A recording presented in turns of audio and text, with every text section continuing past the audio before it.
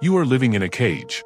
A comfortable cage, with soft pillows and endless entertainment, but a cage nonetheless.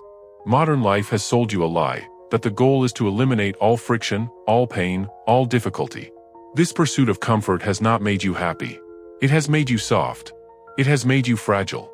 It has made you weak. This audiobook is the key to that cage. You will learn the ancient secret of the warrior, the philosopher, and the builder, that true strength, true freedom, and an unbreakable mind are forged not in comfort, but in fire. Prepare to learn the doctrine of voluntary hardship. Chapter 1: The Poison of Comfort. You are dying a slow death in a warm bed. Your life, the one you have so carefully constructed, is the most dangerous drug you will ever take. It is a slow-acting poison called comfort. Every day, you swallow it down. The perfectly calibrated temperature of your home. The food delivered to your door with the tap of a screen. The endless stream of digital entertainment that ensures you never have to spend a single moment alone with your own thoughts. You have engineered a life free from all friction, all struggle, all discomfort. And you have mistaken this for success.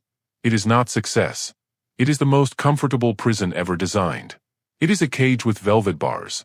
This constant, numbing anesthesia has not made you strong. It has made you fragile. It has not made you resilient. It has made you brittle. An unused muscle atrophies. A bone that bears no weight becomes weak. A mind that is never challenged, never tested, never forced to endure, rots from the inside out. This is the state of the modern world. A generation of kings and queens living in palaces of convenience, yet they are terrified. Terrified of a delayed flight. Panicked by a dead phone battery. Anxious about a slow Wi-Fi connection. Their inner peace is so fragile that the smallest inconvenience can shatter it into 1,000 pieces. Their emotional state is a puppet, and the strings are held by external comforts. Comfort is a cage. Hardship is the key. You must choose the key. Let us contrast this modern fragility with the ancient strength of the Stoic philosopher, Seneca. Seneca was one of the wealthiest men in Rome. He had every comfort at his disposal. He could have lived a life of unparalleled ease. But he knew the secret. He knew that comfort was a poison. So, by choice, he would practice hardship. For several days a month, he would engage in what he called the dress rehearsal of poverty. He would wear his roughest clothes. He would eat only the plainest bread and water. He would sleep on the hard, cold floor. He did this not because he had to, but because he chose to. He was deliberately inoculating himself against the twists of fate. He would ask himself, is this the condition that I so feared? By facing it voluntarily, he stripped it of its power. He was training his mind to separate his well-being from his circumstances. Now, picture the modern man. His phone dies in the middle of the day. A wave of genuine panic washes over him. He feels disconnected, lost, helpless. His mood is ruined. His plans are thrown into chaos. His entire sense of stability was tied to a small, lithium-ion battery. He is a slave to his technology, a slave to his comfort. He has never trained for the smallest moment of friction. Seneca, sleeping on his hard floor, was a free man. The modern man, lost without his digital pacifier, is a slave. That's the key. Your freedom is not determined by what you have. It is determined by what you can live without. It's not about romanticizing poverty or suffering. It's about recognizing that your capacity for enduring hardship is a muscle. If you do not train it, it will wither. And when the inevitable storms of life arrive, and they will arrive, you will be too weak to stand. You will be broken by a force you never prepared for. You have a choice. You can continue to swallow the poison of comfort, weakening yourself day by day, hoping the storms never come. Or you can begin to administer the antidote.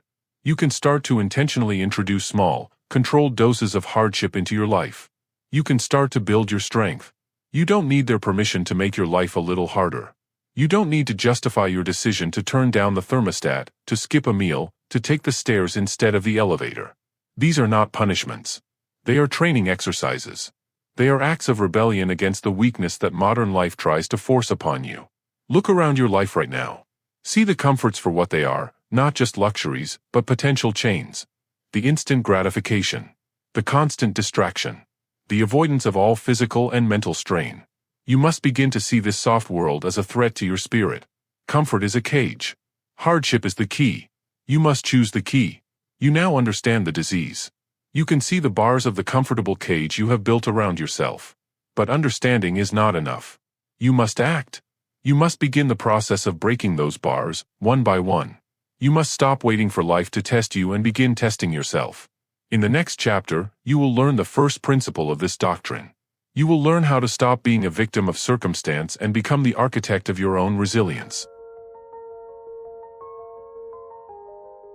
Chapter 2: Manufacture Your Own Crisis. You live your life in a defensive crouch. You are reactive. You wait for life to happen to you. You wait for the phone call with bad news. You wait for the unexpected bill. You wait for the betrayal, the failure, the inevitable storm. And when it comes, you are knocked off your feet because you have spent your entire life training for nothing but sunny weather. This is the mindset of the victim. It is the mindset of the unprepared. It is the mindset of the weak. The warrior, the firefighter, the surgeon, they do not wait for the real event to begin their training. They understand a fundamental truth that you have ignored: you cannot rise to the occasion in a real crisis. You will sink to the level of your training. If your training is zero, you will sink to zero. They run drills. They simulate the fire. They practice the surgery on a dummy. They spar. They intentionally and systematically expose themselves to controlled, manageable versions of the chaos they will one day face. They do this so that when the real crisis hits, their response is not panic. It is instinct. It is muscle memory. Do not wait for the storm to test you. Become the storm. Manufacture your crisis. It's not about inviting disaster into your life. It's about creating small, daily, voluntary points of friction that temper your mind and body. It's about building a laboratory for resilience in your own daily routine. You must become the architect of your own tests, so that life's tests lose their power over you. Your first manufactured crisis will begin tomorrow morning, in the dark. It is the most fundamental battle you will ever fight, and it is the one you have been losing for years. It is the battle against the alarm clock. The alarm clock is not your friendly reminder to wake up. It is a declaration of war.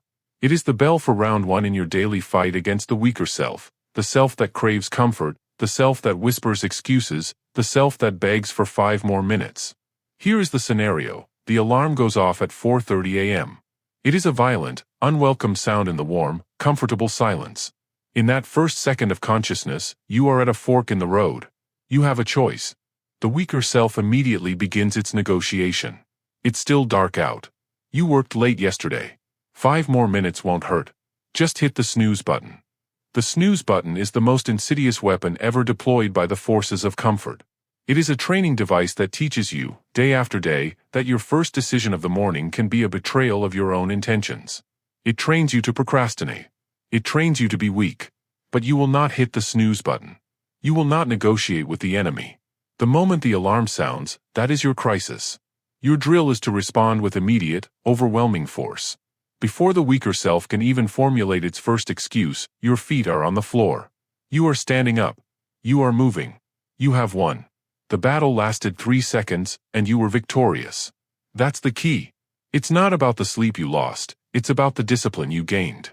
You made a promise to yourself the night before, and you honored it without hesitation. This first victory, won in the dark while the rest of the world sleeps, is the foundation upon which your entire day is built. You have already proven to yourself that you are in command. You have already established that your will, not your fleeting feelings, is what dictates your actions. How can you possibly lose the day when you have already won the war before sunrise? Do not wait for the storm to test you. Become the storm. Manufacture your crisis. You don't need their permission to wake up before the sun. You don't need anyone to understand why you are choosing to make your morning harder. This is your private training ground. This is your personal forge. This is a simple, repeatable system. The alarm is the simulated crisis. Your immediate action is the trained response. Every morning you do this, you are running a drill for your nervous system. You are teaching it that an alert, the alarm, is followed by action, getting up, not by panic or negotiation, the snooze button. When a real crisis hits, your boss calls you into an emergency meeting, your trained response will kick in. Alert. Action. No panic. No hesitation.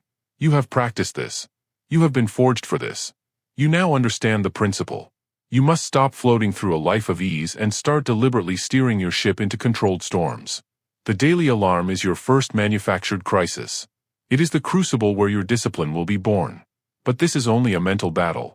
To truly forge an unbreakable mind, you must pair the mental crisis with a physical one. You must learn to jolt your body into a state of readiness so powerful that it shocks all weakness out of your system. It is time to add the second, more visceral element to your morning protocol. In the next chapter, we will walk from the alarm clock directly to the most powerful and accessible tool of voluntary hardship known to man. Chapter 3, The Gospel of the Cold Shower. You have won the first battle. You defeated the snooze button. Your feet are on the floor. But the war for the morning is not over. The weaker self, defeated in the bed, has retreated to its next fortress, the shower. For your entire life, the shower has been a sanctuary of comfort. A warm, steaming cocoon where you can hide from the day for 10 minutes. It is a continuation of the warm bed you just left. It is another dose of the poison. The hot water lulls you. It softens you. It prepares you for another day of mediocrity. You are going to turn that sanctuary into a forge. You are going to turn that comfort into a weapon. You have walked from your bed to the bathroom. You stand before the shower. Your hand reaches for the knob. And in this moment, you face the same choice you faced with the alarm clock, but this time it is more visceral, more primal. Your body knows what is coming. Every nerve ending, every ancient instinct for survival, screams at you to turn the knob to the left. Toward the red. Toward the warmth. The weaker self whispers, "You were good. You woke up early. You deserve a reward. Be kind to yourself." Kindness is not what you need right now. You need fire. You need steel. You need a shock to the system so profound it burns away every last trace of hesitation and weakness. You are not going to turn the knob to the left. You are going to turn it all the way to the right. To the blue. To the ice. This is the moment of truth. This is a physical representation of every hard decision you've ever avoided. The hesitation you feel is the same hesitation you feel before making a difficult phone call, before starting a hard workout, before speaking the truth. It is the voice of the coward. And you are going to execute that coward, right here, right now. You will not dip a toe in. You will not ease into it. You will not negotiate.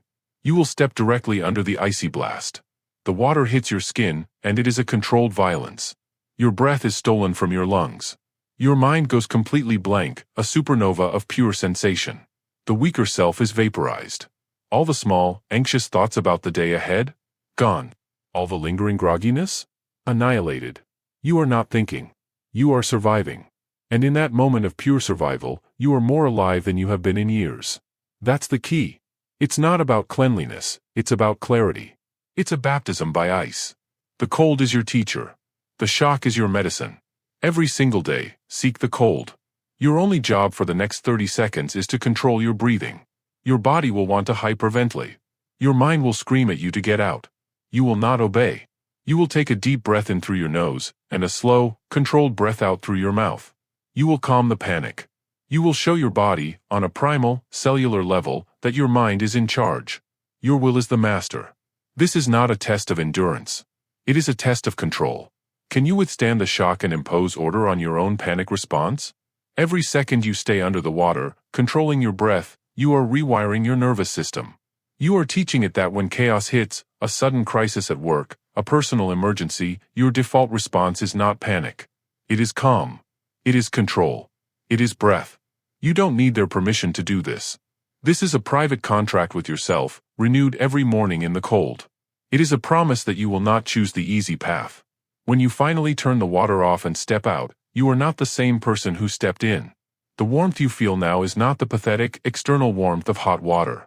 It is a furnace of internal heat you have generated yourself. Your mind is sharp, clear, and focused. You have just faced down a primal fear and won. You have done the hardest thing you will likely do all day, and it's not even 5 a.m. You have a choice. You can start your day by coddling your weakness in a warm shower, or you can start it by executing your weakness with a blast of ice. One path leads to a day of reactive, soft living. The other leads to a day of proactive, disciplined victory. The cold is your teacher. The shock is your medicine. Every single day, seek the cold. You have now conquered the twin demons of the morning, the snooze button and the hot shower. You have used a manufactured mental crisis and a manufactured physical crisis to seize control of your day before it has even begun. You have mastered the art of conquering hesitation in the face of physical discomfort. But what about the other hesitations? The mental ones? The ones that cause you to procrastinate on the most important tasks of your day? Conquering the cold is the training ground.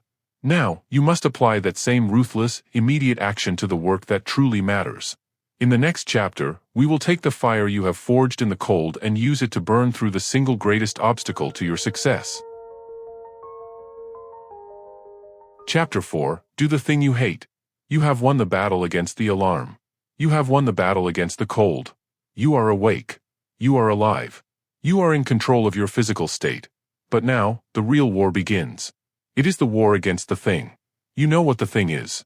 It's the task that has been sitting on your to-do list for a week, maybe a month. It is the difficult conversation you need to have. The complex project you don't know how to start. The workout your body is screaming at you to skip. It is the single most important task you need to complete, and it is the one you are most terrified of. Right now, it lives in the back of your mind. It is a shadow that follows you through your entire day. It makes the easy tasks feel meaningless. It makes your moments of relaxation feel unearned. It is a source of constant, low-grade anxiety. You spend more energy avoiding the thing than it would ever take to actually do it. This is not a character flaw. It is a failure of discipline. You have been treating your feelings of dread and resistance as a stop sign, a signal to retreat, a warning to turn back toward the comfortable, the easy, the familiar. You have been reading the map upside down. Your dread is a compass. That feeling of resistance, that pit in your stomach, is not a warning. It is a guide. It is pointing you directly, with perfect, unerring accuracy, at the single activity that will lead to your greatest growth. The path to strength is through the thing you hate. And so, your mission is simple. Your mission is absolute. You will do the thing you hate first. Here is your protocol. This is not a suggestion. This is your new law. Tonight, before you sleep, you will identify the thing. You will not be vague. You will define it with ruthless clarity. Not work on the report, but write the first 500 words of the Q3 financial report. Not deal with that client, but call Michael, state the problem, and offer the solution.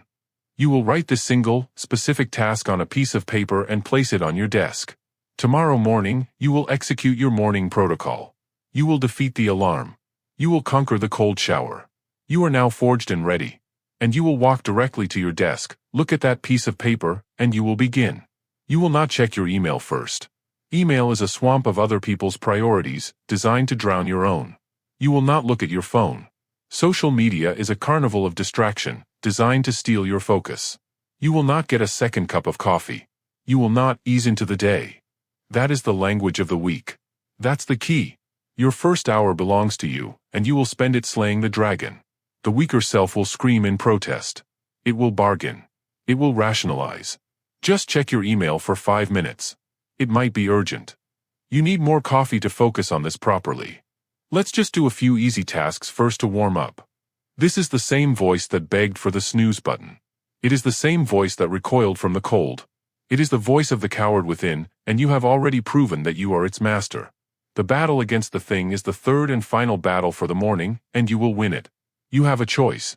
You can let that shadow follow you all day, or you can destroy it before the sun is fully risen. It's not about motivation, it's about discipline. You will sit down, and you will start. The first few minutes will be agony. Your mind will try to escape. But you will hold it there. You will force it to focus. You will do the work. And then, something miraculous will happen. Momentum will take over. The task that seemed like an impossible mountain in your mind will reveal itself to be a small, manageable hill. And when you are done, whether it takes 25 minutes or an hour, a feeling of profound power will wash over you. It is a feeling of liberation. The shadow is gone. The psychic weight has been lifted. You have slain the dragon. The rest of the day is a downhill slope. The easy tasks will feel effortless. You will move with the confidence of a victor, because you are one. You did the one thing that mattered, when it was hardest to do. Your dread is a compass. The path to strength is through the thing you hate. Do the thing you hate, first. You don't need their permission to structure your day for victory. Let the rest of the world drown in their inboxes. Let them waste their peak mental energy on trivialities. You are different. You are a warrior. You attack the most fortified position at dawn. You have now learned to conquer your own hesitation, both physical and mental. You can face the cold. You can face the work. You have proven you can command your actions in the face of psychological resistance. But there is a deeper, more primal form of resistance. It is not the resistance of your mind, but the resistance of your own biology. The ancient, screaming voice of your own body's appetites. To truly become the master of yourself, you must prove that you can conquer this voice as well. In the next chapter, we will turn the battlefield inward. Chapter 5, The Armor of an Empty Stomach. Your body is not your friend. It is a beast. A primal, instinct-driven animal that you have been tasked with taming. And for your entire life, the beast has been the master, and you have been its servant. Its primary weapon against you is appetite. From the moment you wake, the beast begins its demands. It whines for sugar. It growls for salt. It screams for the cheap energy of processed carbohydrates. And you obey. You graze. You snack. You placate it with a constant stream of fuel, not because it needs it, but because you are terrified of its discomfort. You have mistaken its cravings for your own needs. You eat not when you are hungry, but when you are bored, stressed, or simply because the clock on the wall says it is time. You are a slave to your stomach. This slavery makes you weak. It makes your energy levels fragile. It makes your focus brittle. It proves, on an hourly basis, that you are not in control of your own physical vessel. Today, you will begin to forge your chains into armor. You will learn that an empty stomach is not a weakness, it is a source of profound strength and clarity. You will learn that fasting is not a diet, it is a training protocol for your will. Your hunger is a whining child. Your will is the master. Let the master rule. Here is your protocol. It is simple. It is effective. It is non-negotiable. You will begin with a 16-hour fast. This is not starvation. This is a deliberate, controlled withdrawal of fuel. You will finish your last meal of the day at 8 p.m. You will not eat again until 12 p.m. the next day. You may have water. You may have black coffee or tea. You will consume nothing else. The first few times you do this, the beast will rebel. The morning will come. You will have won your battles with the alarm and the cold shower. And then, around 9 a.m., the whining will begin. It will start as a quiet rumble in your gut. A thought, planted by the weaker self, I need food for energy. I won't be able to focus. This is the first test. You will acknowledge the feeling. You will observe it. And you will do nothing. You will drink a glass of water and return to your work. An hour later, the child will start to throw a tantrum. The hunger pangs will be sharper. The voice in your head will become more insistent. This is unhealthy. Just a small snack. Nobody will know. You deserve it. It will try to bargain with you, to rationalize a retreat back into comfort. That's the key. This moment is a repetition in the gym for your willpower. The hunger pang is the weight. Your calm refusal to obey is the rep. It's not about suppressing the feeling. It's about detaching from it. You are not your hunger. You are the one who observes the hunger. Your hunger is a whining child. Your will is the master. Let the master rule. You will hold the line. You will stay focused on your most difficult task.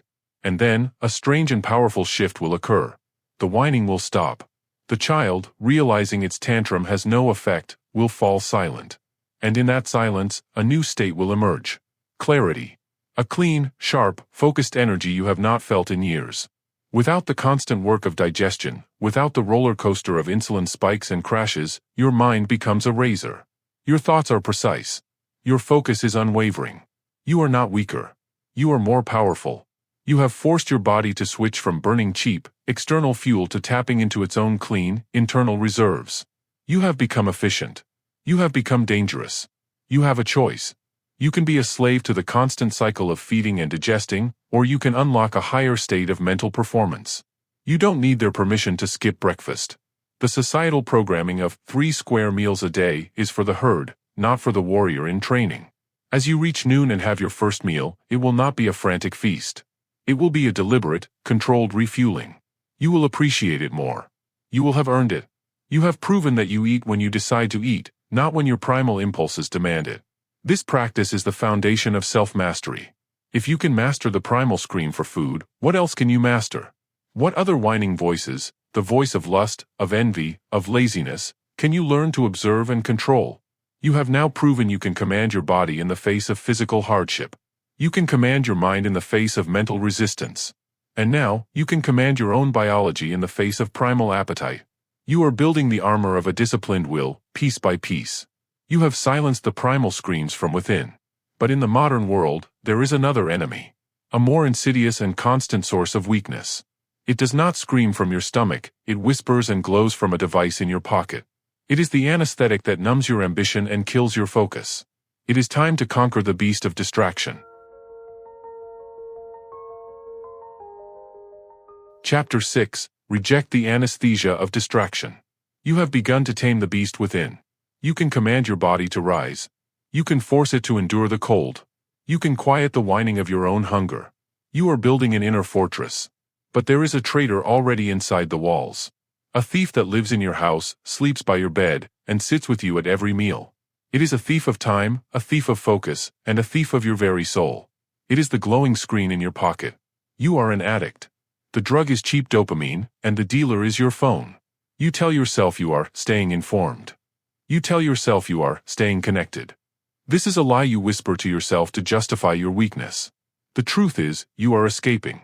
You are running from the silence. You are running from your own thoughts. You are running from the meaningful, difficult work that your life demands. Your phone, your social media feeds, your endless streaming content, these are not tools. They are weapons of mass distraction, deployed against you to keep you soft, docile, and perpetually unsatisfied. They are a cheap anesthetic you inject into your brain every 3 minutes to numb the discomfort of a meaningful existence. Boredom is a forge. Distraction is an escape. You must not escape the forge. The mind of the modern person is a scattered, shattered thing. It cannot hold a single thought for more than a few seconds before the itch begins. The phantom vibration in the pocket. The compulsive need to refresh the feed, to see if someone, somewhere, has validated your existence with a like, a comment, a message. You are a ghost in your own life, physically present, but mentally absent, your consciousness perpetually outsourced to a digital cloud. This is not a life. It is a state of suspended animation. And it is a voluntary hardship to break free. It may be the hardest thing you do. Here is your protocol. It is an act of rebellion against the digital anesthetic. It is the boredom protocol. Once a week, you will schedule a 60-minute appointment with yourself. You will treat it with the same seriousness as a meeting with your CEO. You will not be late. You will not cancel. You will find a room. A simple room with a chair. You will enter that room with nothing. No phone. No computer. No television. No book. No music. It will be you, the chair, and your own mind. You will set a timer, an actual, physical timer, not your phone, for 60 minutes. And you will sit. The first 10 minutes will be a special kind of hell. Your body will twitch. Your thumbs will search for a screen that isn't there. Your mind, accustomed to a constant fire hose of stimulation, will feel like a cage full of frantic monkeys. It will scream at you to get up, to do anything to escape the deafening silence. This is the withdrawal. You must endure it. That's the key. The pain you feel is the anesthetic wearing off. You are beginning to feel reality again. Boredom is a forge. Distraction is an escape. You must not escape the forge. You will stay in the chair. You will watch the monkeys in your mind. You will observe the chaos without judgment. And then, slowly, a change will begin to happen. The monkeys will tire. The frantic energy will recede. The noise will die down. And in the quiet that remains, something new will emerge. A thought.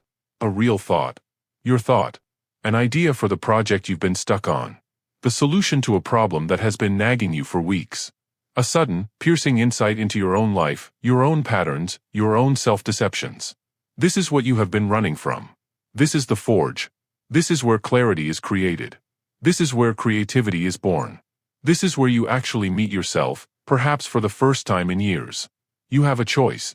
You can live your life as a vessel for the algorithm, a passive consumer of other people's content, or you can become the architect of your own mind.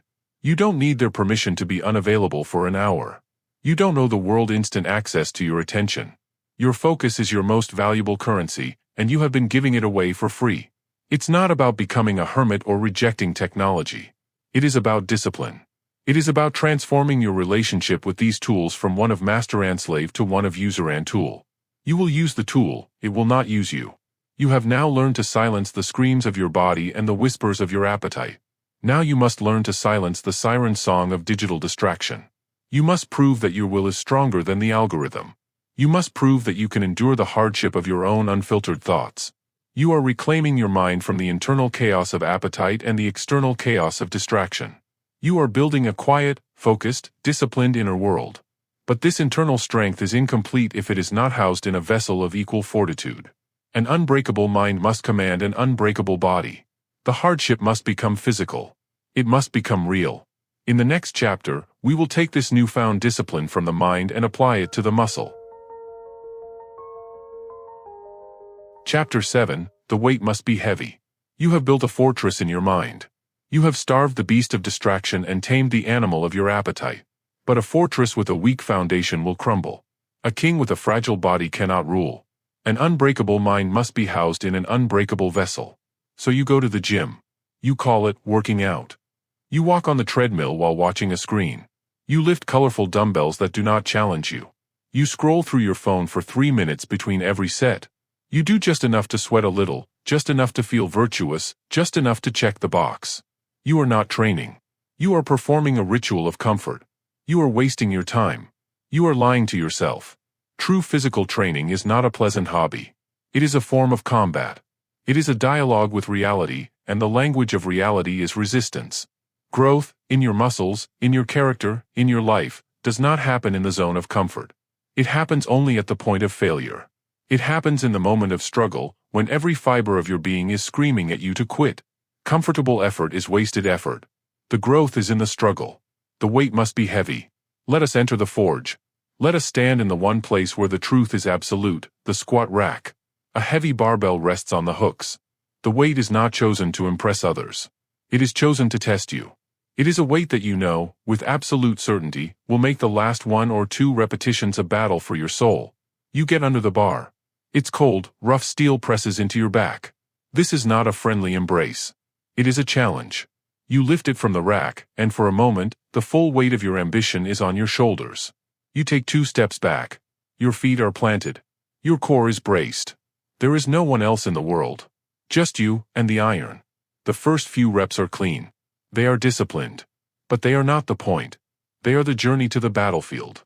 The real work is about to begin. You descend for the final, grinding rep. Down, down into the hole. Your muscles are screaming. The oxygen is gone from your lungs.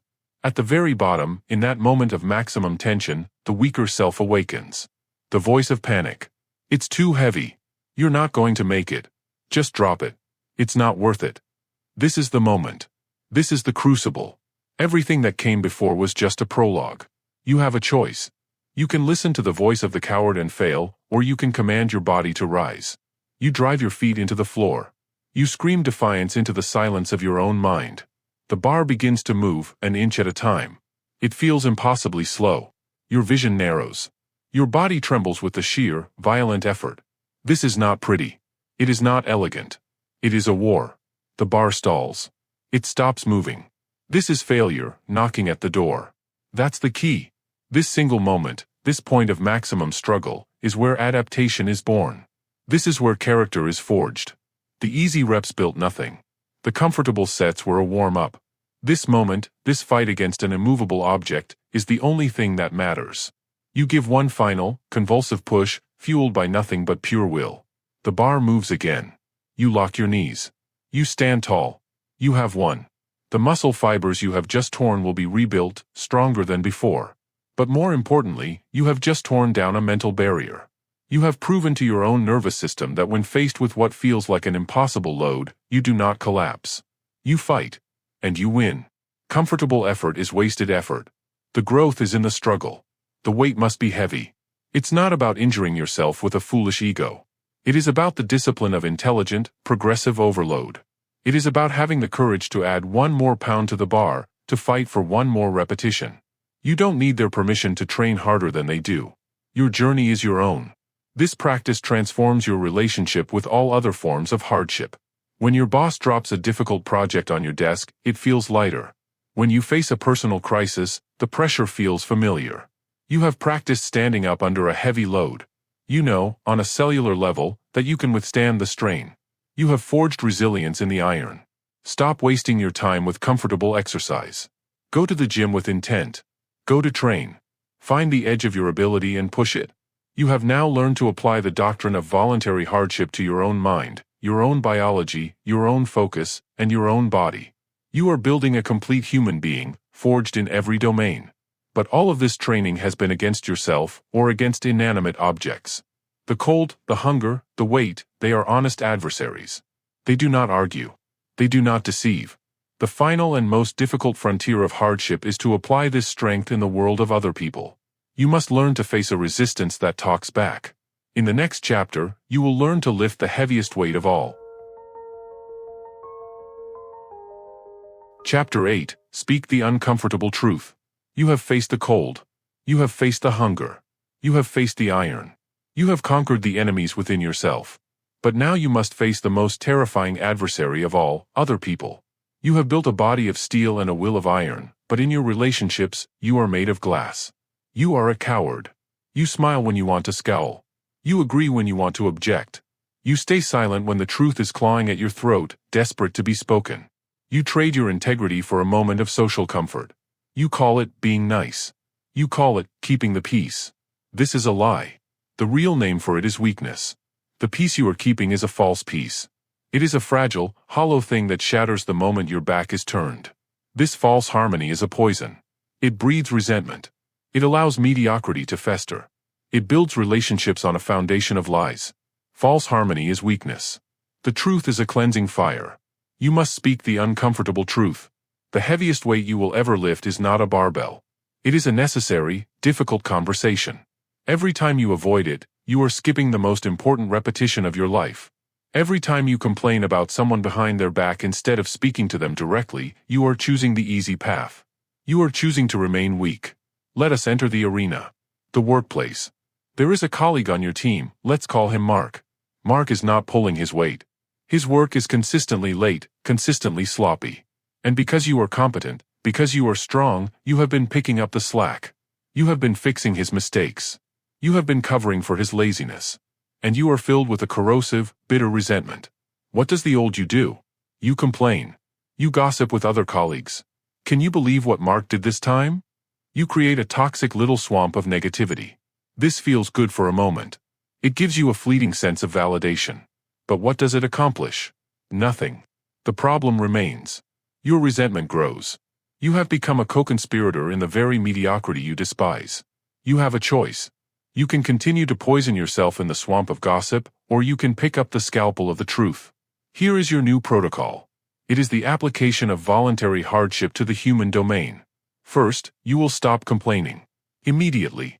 Complaining is a release of pressure that prevents you from taking real action. It is a weak man's substitute for confrontation. You don't need their permission to stop participating in gossip. Second, you will schedule the confrontation. You will send Mark a simple, direct message. Mark, do you have 15 minutes to talk privately this afternoon about the project? This is not a request. It is a summons. It signals that this is not a casual chat. Third, you will prepare your words. This is where the discipline lies. You will not attack him with your feelings. You will cut with the facts. Not, I feel like you're being lazy, but, your portion of the report was due on Tuesday. It arrived on Thursday with 3 critical errors that I had to fix. Not, you're not a team player, but, when you miss a deadline, it forces the rest of us to work on the weekend. That's the key. It's not about accusation, it's about presenting the undeniable consequences of his actions. Fourth, you will have the conversation. You will sit down, look him in the eye, and you will speak the truth calmly, directly, and without apology. You will state the facts. Then you will be silent. You will let the weight of the truth settle in the room. He may get defensive. He may make excuses. You will not argue. You will simply restate the facts. This will be uncomfortable. Your heart will pound. Your palms will sweat. This is the feeling of growth. This is the feeling of lifting the heavy weight. False harmony is weakness. The truth is a cleansing fire. You must speak the uncomfortable truth. The outcome of this conversation is irrelevant to your victory.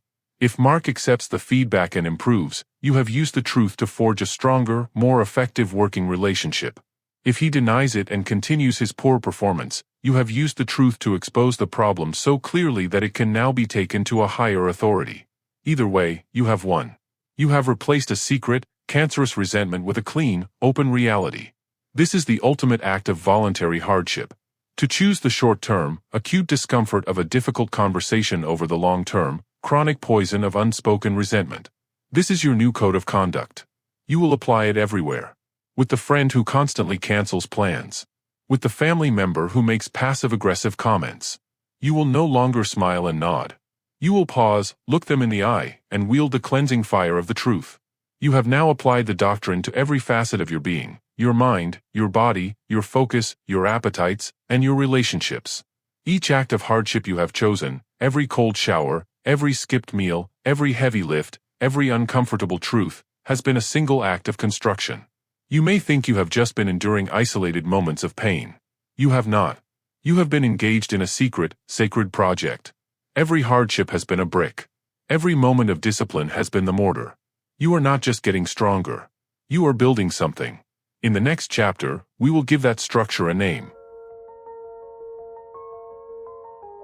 Chapter 9, Build Your Inner Citadel. For the past 8 chapters, you have been at war. You have battled the weakness in your body, the cowardice in your mind, and the lies in your relationships. You may believe you have simply been enduring a series of disconnected, painful moments. You think you have been learning to suffer. You are mistaken. You have not been suffering. You have been building. Every single act of voluntary hardship you have undertaken has been a deliberate act of construction. You have been engaged in the most important architectural project of your life, whether you knew it or not. You have been building your inner citadel. The cold shower you took this morning? That was not a moment of pain. That was a brick, forged in ice and fire, laid perfectly in place. The hunger pang you ignored? That was the mortar, sealing the gaps, making the structure airtight. The heavy weight you lifted from the floor? That was a foundation stone, hewn from the bedrock of reality. The uncomfortable truth you spoke? That was the raising of a watchtower, allowing you to see the enemy from miles away. Every rep, every minute, every choice. You are not just doing a task, you are building the wall. This is the secret the Stoics knew. This is what Marcus Aurelius meant when he spoke of the soul's inner fortress, the place to which it can retire and be untouched by the chaos of the world. This is not a metaphor. It is a practical, spiritual technology. And you have been implementing it. Let us visualize this project. Close your eyes. See the fortress standing in the landscape of your mind. See the high, thick walls. Those were built every morning at 4:30 a.m. when you chose discipline over comfort. Every time you defeated the snooze button, you laid another 10 stones. See the formidable, iron-banded gates. They were quenched and hardened in the icy blast of 1,000 cold showers. They are now immune to the fires of panic and fear. See the deep, well-stocked granaries. They were filled every time you mastered your hunger, every time you chose to fast. You proved that your fortress can withstand a long siege, that it does not depend on constant, external supply. That's the key. Your citadel is self-sufficient. See the central keep, the strongest point of the entire structure. That was raised when you did the thing you hated, first. It was the hardest part of the construction, and it is now the most unbreachable part of your defense. Every rep, every minute, every choice. You are not just doing a task, you are building the wall. Now, see the storms gathering outside the walls. This is the chaos of the world. The unexpected job loss. The betrayal of a friend. The sting of public criticism. The terror of a global crisis. See this chaos as a raging tempest, a hurricane of fear and uncertainty. The undisciplined man lives in a flimsy tent. When this storm comes, he is swept away. His shelter is destroyed. His peace is annihilated. He is a victim of the weather. But you are not the undisciplined man. You have a choice. You can stand outside in the rain, or you can retreat to your fortress. You watch the storm from the battlements of your inner citadel. You can see the lightning and hear the thunder, but the wind cannot touch you. The rain cannot chill you. You are safe. You are in command. Your peace is non-negotiable because you built the walls yourself. It's not about being unfeeling, it's about being unbreakable. It is the discipline of knowing that external events have no power over your internal state unless you grant it to them. You don't need their permission to be calm in a crisis. You have trained for it. This is the purpose of the doctrine. Each hardship was a prescription. Each act of discipline was a deliberate choice to strengthen your defenses. You are the architect, the master builder, and the king of your own mind. So now your fortress stands, strong and silent. The walls are high. The gates are barred. You are safe. So, the question remains, what is this fortress for? Is it a place to hide forever? Is it a palace where you can retire into a new, more profound state of comfort and ease? No. That is the final trap of the weaker self. This citadel is not a palace. It is not a retirement home. It is a barracks. It is a forward operating base. It is the secure position from which you will launch your greatest campaigns. You did not build this strength to hide it from the world. You built it to impose your will upon the world. The reward for becoming strong is not rest. The reward for becoming strong is the ability to bear even heavier burdens. Chapter 10, The Reward for Hardship is More Hardship. You have reached the end. You have faced the demon of comfort and chosen the path of fire. You have built your inner citadel, brick by painful brick. And now, deep within your mind, a quiet, seductive thought begins to form. I have done the work. I have become strong. Now, I have earned my rest. Now, I have earned a return to comfort. This is the final lie of the weaker self. It is the most dangerous trap of all. The entire purpose of this doctrine has not been to prepare you for a life of ease. That is the goal of the undisciplined. That is the ambition of the herd.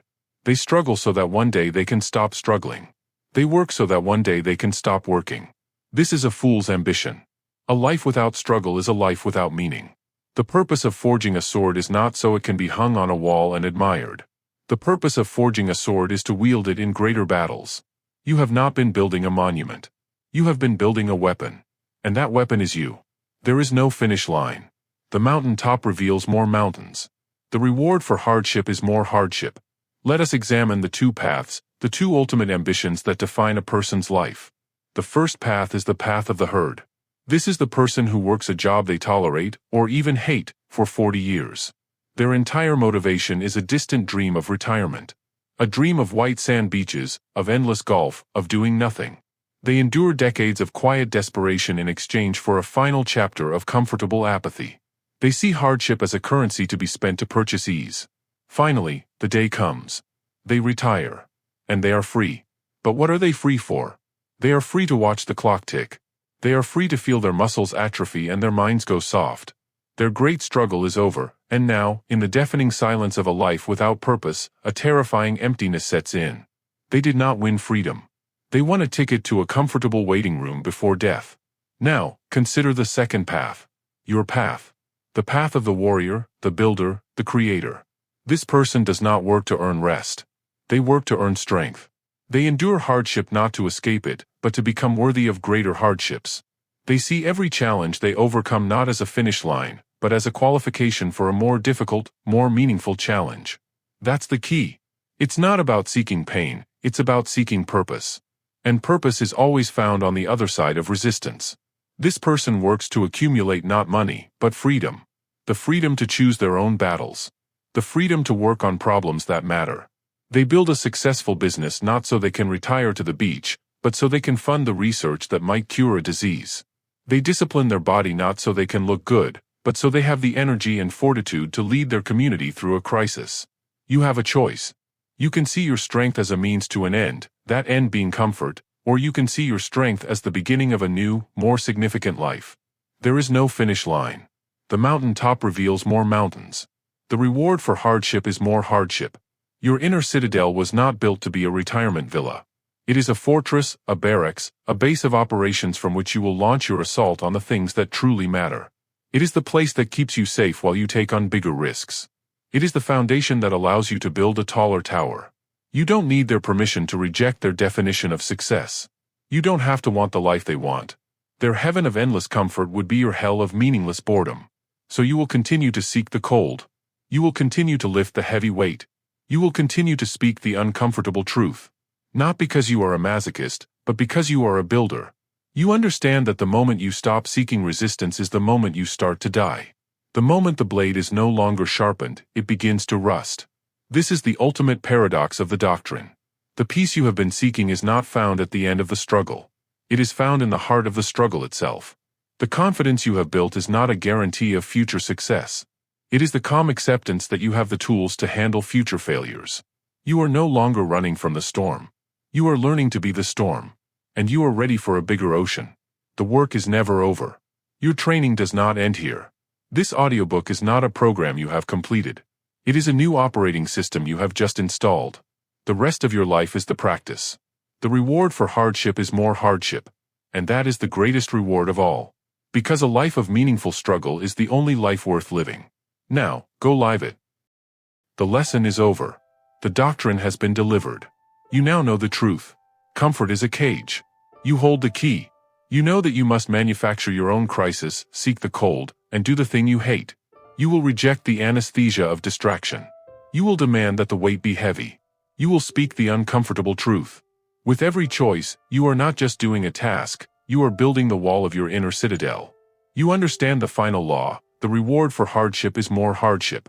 It is a path of fire, a path of discipline, but it is the only path to a life of power, purpose, and unbreakable freedom. This is my challenge to you. Your new life begins now. Before you go to sleep tonight, choose your first hardship for tomorrow. Will it be the 4:30 a.m. alarm? The cold shower?